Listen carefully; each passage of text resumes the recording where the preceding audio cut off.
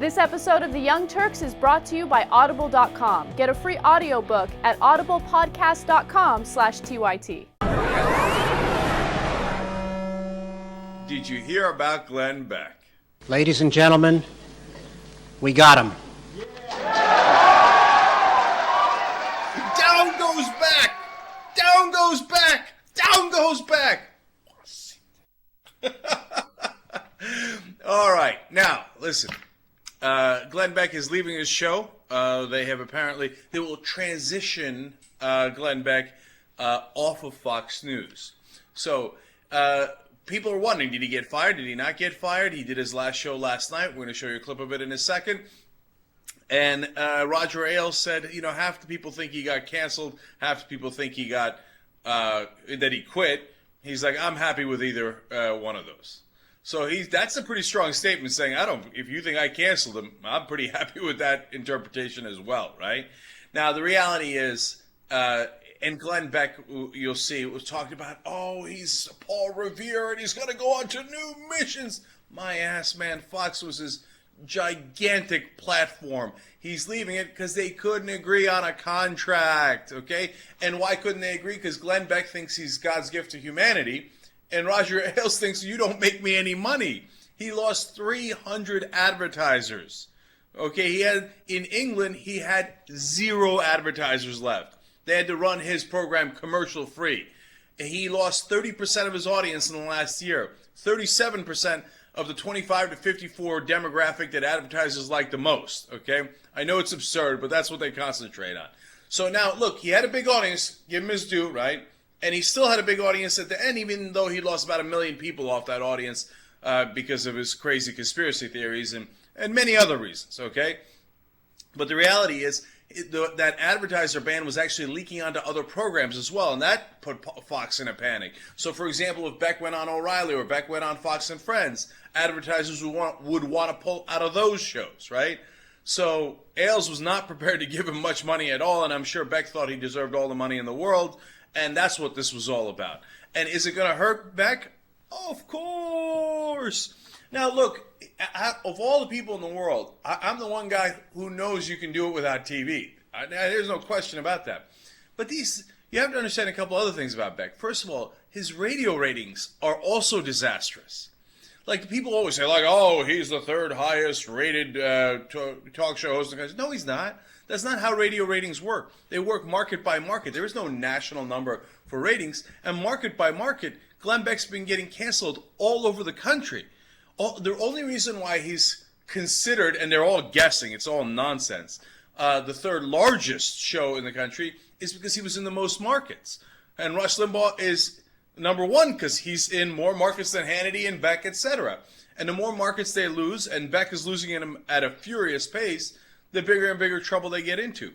I mean, so as his radio base is diminishing, he goes off of TV, and all he has left is online. Oh, well, welcome to my house. Okay, Glenn Beck, I would love to, engage in that competition with you. Now you're in my wheelhouse. Come and get it, okay? So now, let's listen to Glenn Beck's nonsense explanation for why he's leaving. See if you can even discern it. Watch. Personal between you and me. This is something that I have been thinking about for a very long time. When Fox was generous enough to offer me the time at 5 o'clock, I originally didn't take him up on it. I turned him down. One of the reasons was I didn't want to do this.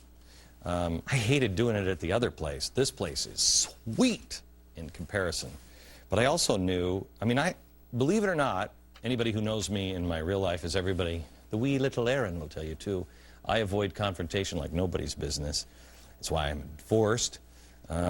But it's also, I don't like it. I don't like conflict.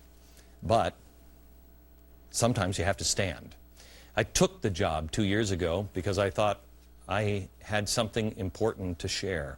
I really thought that if I could prove my case that something wicked this way was coming, something in America was wrong, America would listen. And they have. I'm surprised at both the number that have and haven't, even with all of the facts.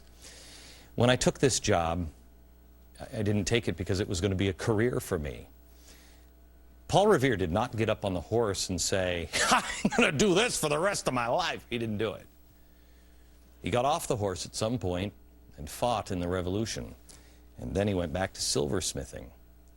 If you have watched this program, and you really, I ask you at times, hear me. You know what I believe is coming. If you watch tonight's show, I believe you know that I believe we're heading into deep and treacherous waters. It bothers me to be entering this phase and feel as though you might say, well, wait. I've been very clear with you. I've played my cards face up. We will find each other. I'm developing other content for Fox through specials and other things on television and beyond. I will continue to tell the story, and I'm going to be showing you other ways for us to connect. But I have other things to do. And not because it's good or bad for business, but I think you, out of all the people, will truly get this. Our only business is the business of freedom and our country at this time. It's why I told you about E4. I told you at the beginning of the year, prepare to be a leader. Educate yourself. Be the mouthpiece. Never rely on anyone else to spoon feed you. Now today, you have to carry more weight. You must know what you believe. You must be prepared to be the person that explains it to others. Fox is one of the only places you will find truth. Spread the word. Stick together. And together we will do the right thing for our country and for our world. What an awesome bunch of lies. This wasn't because of my career. He's like Paul Revere. It's like, you know, after George Washington was done being president, he went back to his farm. John Adams went back to his farm. Who are you, Glenn Beck? This is your career. You don't have a farm. I mean, I know you got the crisis seeds and the crisis garden, and you got your gold line stacked up in your bunker, but this is your career. You're a talk show host. So this whole nonsense, what? And then he, of course, ironically says, I'm playing my cards face up. Bullshit you are. I don't know why I hesitated for a second. No, this was about the money, Lebowski. You couldn't come to an agreement with Fox News. That's what this was about. This isn't like, all right, I will now ride off into the sunset. I have other things to do. What are you going to do, man? What are you going to write poetry? What are you going to do? You're a talk show host. It's the... You know, the way that he lies to his audience with a straight face is unbelievable. And by the way, just so you know, I'm in this business. 9 out of 10 times, when something like this happens, it's because they couldn't agree on a contract. That's it. There's no other greater political thing, or there's no other greater, you know, Paul Revere-like cause, etc., etc. It's the money, Lebowski. And he said, originally I didn't want to do this. I didn't want to have a multi-million-dollar platform, but because I care so much about the country, I took the millions of dollars and the publicity that helped me to sell even more books and do more speeches for more millions of dollars. I did it for my country. Shut up, okay? And then, by the way, why did they do it in this way, right? Why did they do the transition? Because it's a win-win for both of them. Glenn Beck gets a save face and go, I didn't get canceled. Me fired? No. Otherwise, they could have unceremoniously booted him and not even given him his last show and be like, get. And he was afraid that Roger Ailes was going to rough talk him and run him off. So this way he's like, I am moving on to other missions. But every once in a while, I will do documentaries for Fox News, etc., right?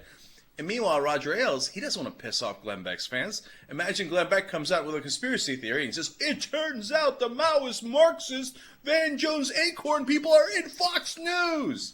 Then Roger Ailes is going to have a problem on his hands, right? So that's why they do the nonsense transition. The reality is, fired, canceled, quit, all of it is true. They couldn't agree on a contract. That's what happened.